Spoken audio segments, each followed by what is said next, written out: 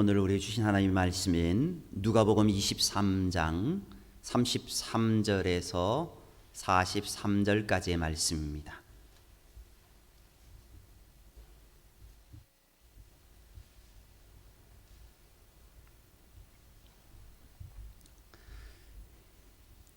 누가복음 23장 33절에서 43절까지의 말씀입니다.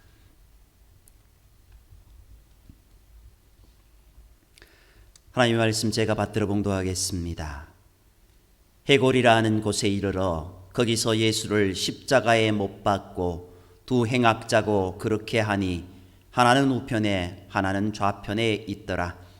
이에 예수께서 이르시되 아버지 저들을 사하여 주옵소서. 자기들이 하는 것을 알지 못함이니이다 하시더라.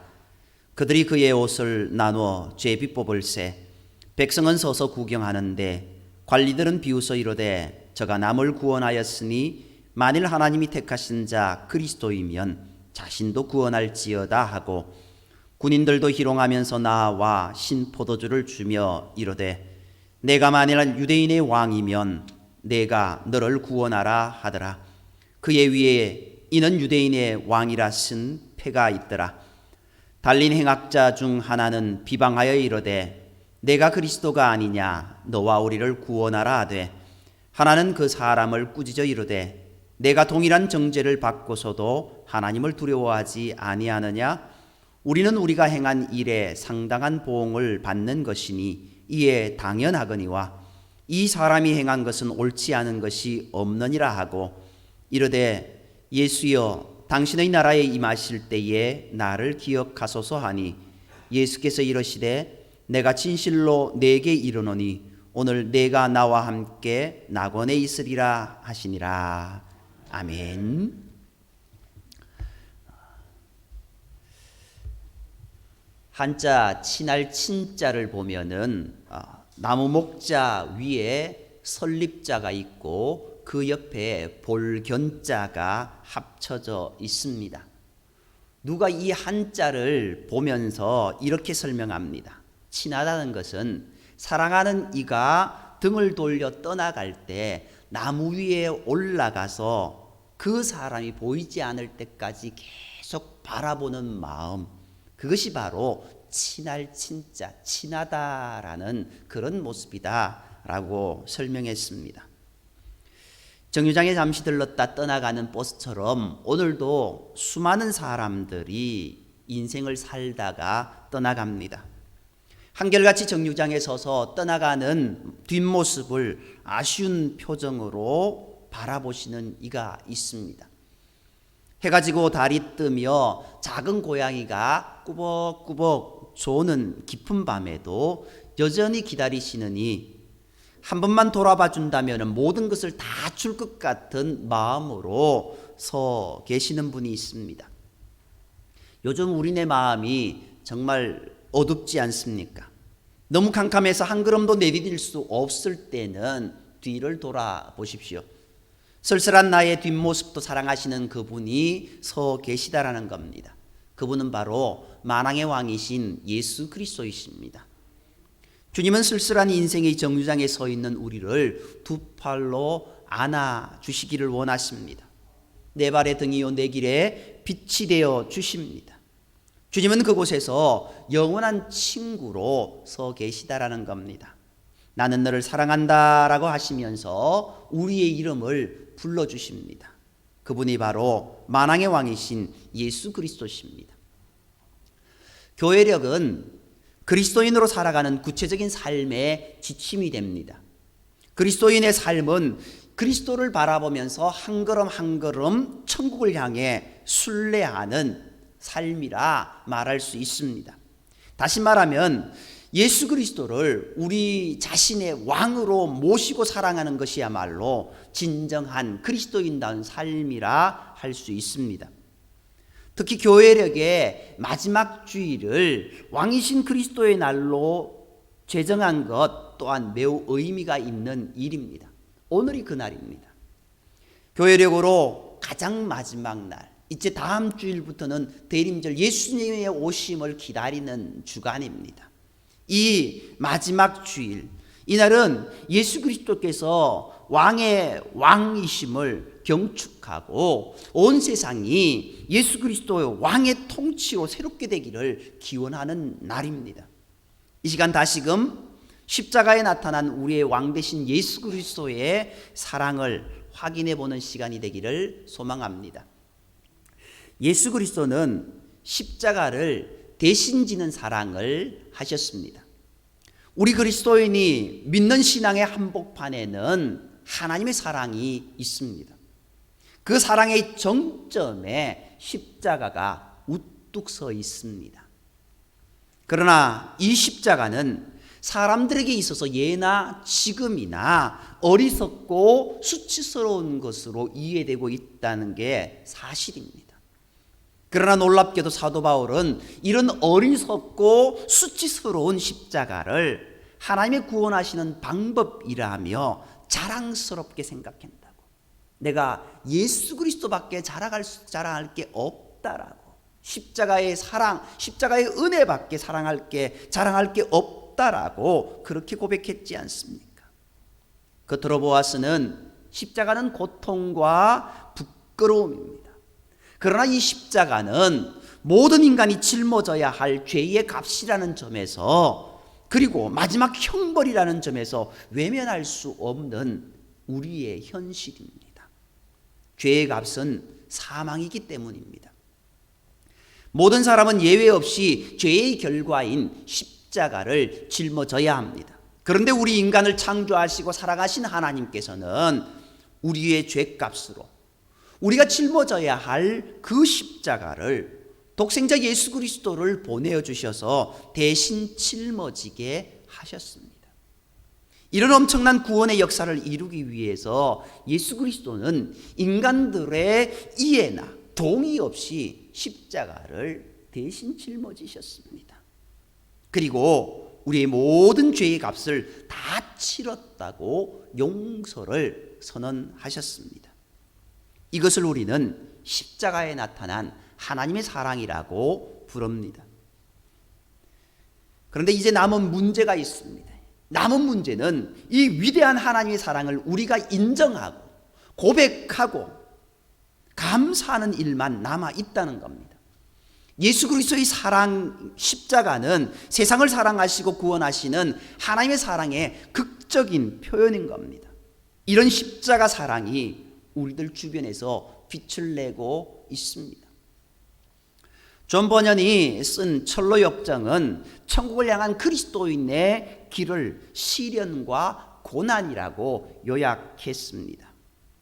또한 베드로전서는 그리스도인은 피할 수 없는 고난 가운데서 살아가지만 주님께서 그들과 함께 계심을 말씀하고 있습니다.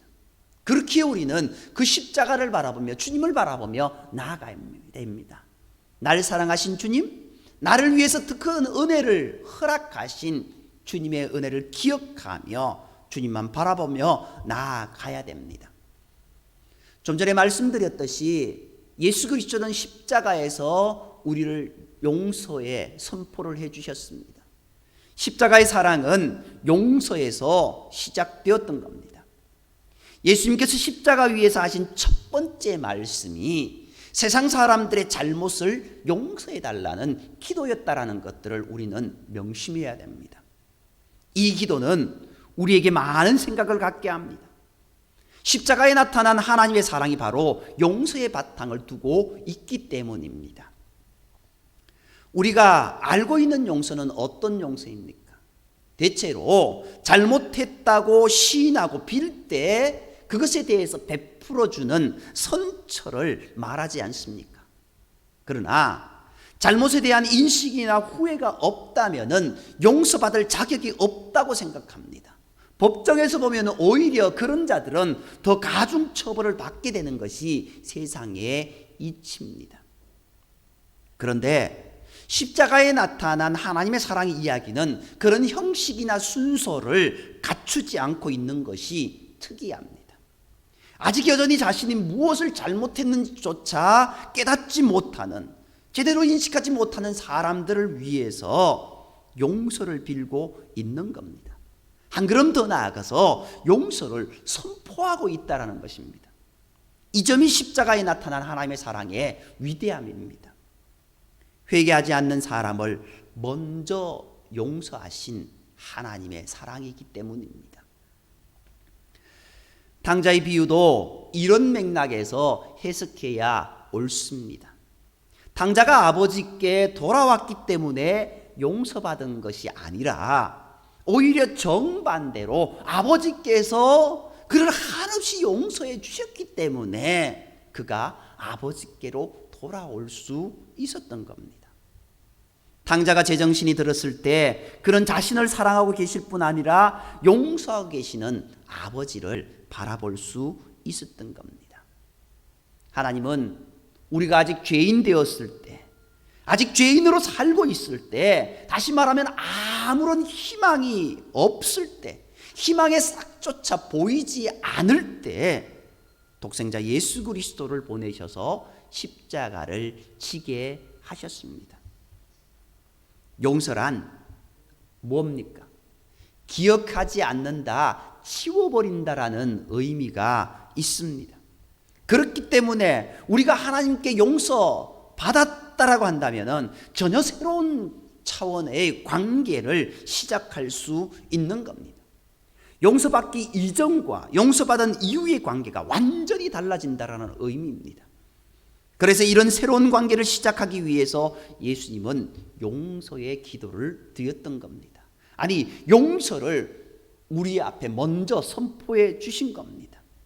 그리고 그 용서의 분명한 확답은 오늘 본문에 나타난 십자가 우편 강도에게 그 즉시로 낙원에 함께 있으리라고 하신 약속으로 우리에게 들려주고 있습니다. 그리고 이 십자가의 사랑은 온전한 사랑의 표상입니다. 예수님의 십자가 주변에는 매우 평범한 사람들이 있었습니다. 평범한 구경꾼들이 있었습니다.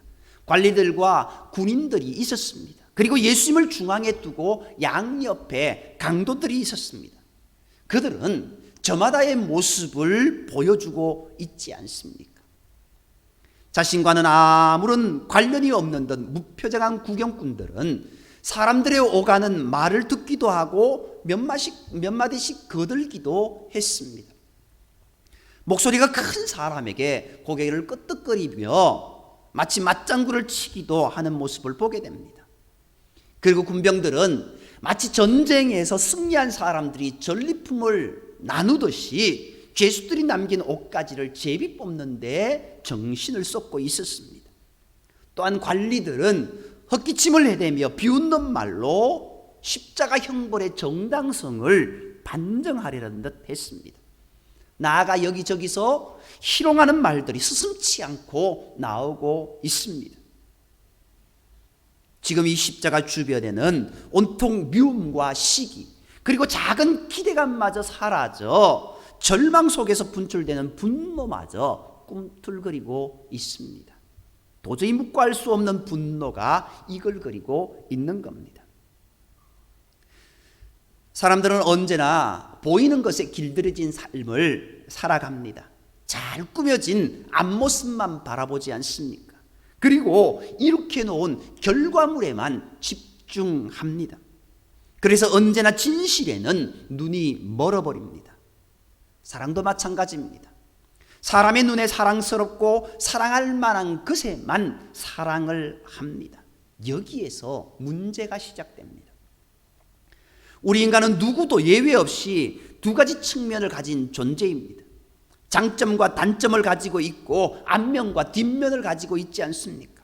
사랑스러운 점과 함께 사랑스럽지 않은 점도 동시에 가지고 있습니다. 그런데 슬프게도 언제나 좋은 면에만 눈길을 돌릴 뿐 좋지 않은 면에는 가차없이 비난과 정죄를 하게 됩니다. 그 결과 온전한 인간 이해에 대한 모습은 사라져버립니다. 앞과 뒤 장점과 단점을 모두 가진 존재라고 그렇게 인식해야 되는데 그들을 모두 인정하거나 사랑할 때 온전한 관계를 맺을 수 있는데 그렇게 하지 못하고 있습니다. 그런데 하나님은 어떤 분이십니까? 하나님은 우리의 좋은 점만 아니라 나쁜 점까지도 모두 불쌍히 여기시고 사랑하시는 분이다라는 겁니다. 그런 점에서 하나님의 사랑은 온전하신 사랑이다라는 겁니다. 2011년 3월 11일 일본 도호쿠 지방에 진도 9.0의 강한 지진이 발생했습니다. 수천 명이 목숨을 잃었습니다. 쓰나미가 사람의 삶과 현장을 송두리째 쓸어가 버렸습니다. 그때 후쿠시마에 있던 원자력 발전소가 폭발해 방사능이 누출했습니다. 아무도 그곳에 들어가려 하지 않습니다. 빨리 들어가서 그것을 어떻게 처치를 해야 되는데 아무도 들어가지 하려 않습니다. 그런데 방사능 가득한 그곳에 죽음을 각오하고 뛰어든 사람들이 있었습니다. 그중 한 사람은 이렇게 그 이유를 말했습니다. 나는 18살 때부터 그곳에서 일했습니다. 내가 그것을 가장 잘 압니다. 그래서 내가 가야 합니다. 나는 지금 생명을 살리러 갑니다. 2000여 년 전 하늘의 하나님이 전능의 옷을 벗으시고 이 땅에 오셨습니다. 임마누엘 하나님이 우리에게 오셨습니다. 왜요? 우리를 가장 잘 아시기 때문이었습니다. 그분은 사람들에게 미움을 당하시고 채찍을 맞고 십자가에 돌아가셨습니다. 그러나 주님은 부활하셔서 우리에게 말씀하십니다. 내 아버지의 뜻은 아들을 보고 믿는 자마다 영생을 얻는 이것이니 마지막 날에 내가 이를 다시 살리리라. 주님이 이 땅에 오신 것은 우리에게서 죽음을 물리시고 생명을 주기 원하셨기 때문입니다. 이 부활의 생명이 우리의 마음속에 생명으로 임하시기를 바랍니다. 그 부활의 생명을 만나고 누리는 하루가 되기를 축복합니다. 십자가에 못 박혀 죽으시고 다시 사신 주님, 십자가는 어떤 의미로도 미화될 수 있는 말은 아닙니다. 죄의 형벌을 상징하기 때문입니다. 따라서 이것은 수치요 부끄러움입니다. 그러나 그 수치요 부끄러운 십자가를 인간이 짊어져야 한다는 사실은 명백합니다. 그런데 이런 인간을 구하기 위해서 하나님은 십자가를 짊어지는 사랑으로 우리를 찾아오셨습니다. 그리고 아낌없이 십자가에서 그 사랑을 쏟아 부어 주셨습니다.